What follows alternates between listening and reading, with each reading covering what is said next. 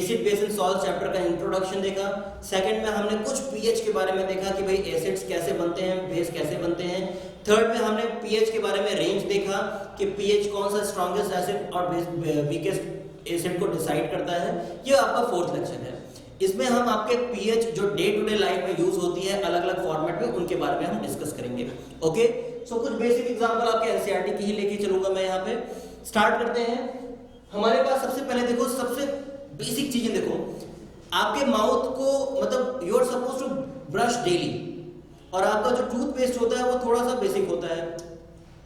अब होगा क्या, आपका माउथ टोटली एसिडिक होते रहता है, और अगर आप ब्रश नहीं करोगे तो बेस एसिड के साथ मिलेगा नहीं और न्यूट्रलाइज नहीं करेगा, तो स्मेल आना स्टार्ट करती है टीथ के साथ। ये सबसे कॉमन एग्जांपल है जो हम पीएच वैल्यू अपने डे टू डे लाइफ में देखा करते हैं।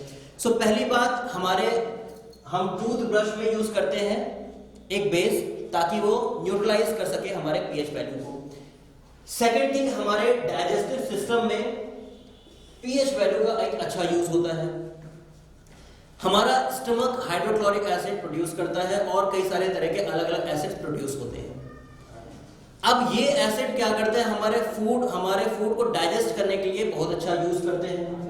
तो हमारे फूड डाइजेशन में फूड को डाइजेस्ट करने के लिए एसिड्स यूज होते हैं जो हमारा स्टमक खुद प्रोड्यूस करता है। दैट में भी अमीनो एसिड्स, दैट में भी hydrochloric acid. Our body produce variety kind of acids. Okay, some are essential, some are not essential.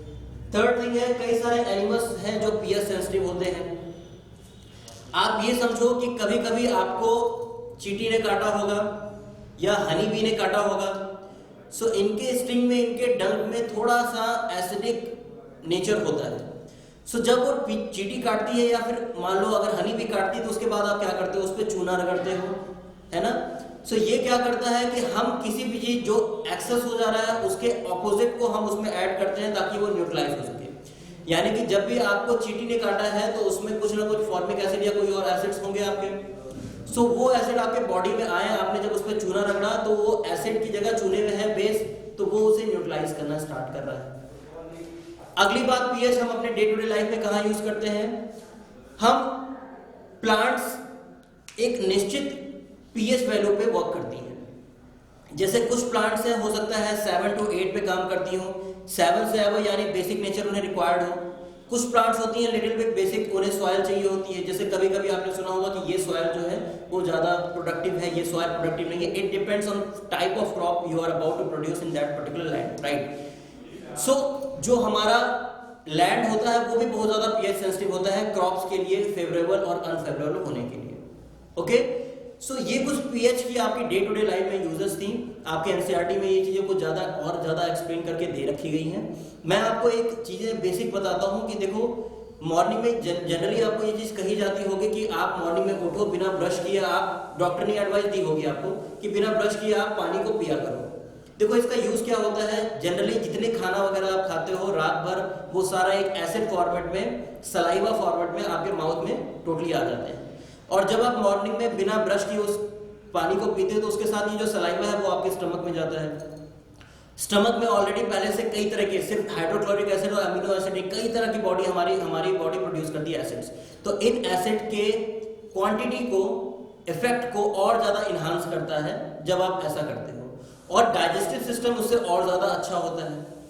सो ये एक अगला एग्जांपल था कि किस तरीके से पीएच हमारे डे टू डे लाइफ में अफेक्टेड होता है या अफेक्ट करता है। ओके, सो यहां तक अभी इस लेक्चर में हमने सिर्फ इतना ही देखना था कि हमारे पीएच को, मतलब पीएच हम डे टू डे लाइफ में किस तरीके से यूज किया करते हैं, राइट। अगले लेक्चर से हम अब पीएच के टॉपिक को एंड करते हुए एसिड्स किस तरीके से अलग अलग रिएक्शंस करते हैं, बेसिस कैसे अलग अलग रिएक्शंस करते हैं, और न्यूट्रलाइजेशन रिएक्शन किस तरीके से होता है। यानी अगर एक एसिड और बेस का अलग अलग रिएक्शंस पहले हम देखेंगे, फाइनली देखेंगे अगर एसिड और बेस को आपस में रिएक्ट करा दिया जाए तो किस तरह के रिएक्शंस होते हैं, क्या फाइनल प्रोडक्ट्स होते हैं। Okay, so this is Ashutosh Upadhyay, the mentor of this complete video course, and see you all in the next video. See you again, thank you.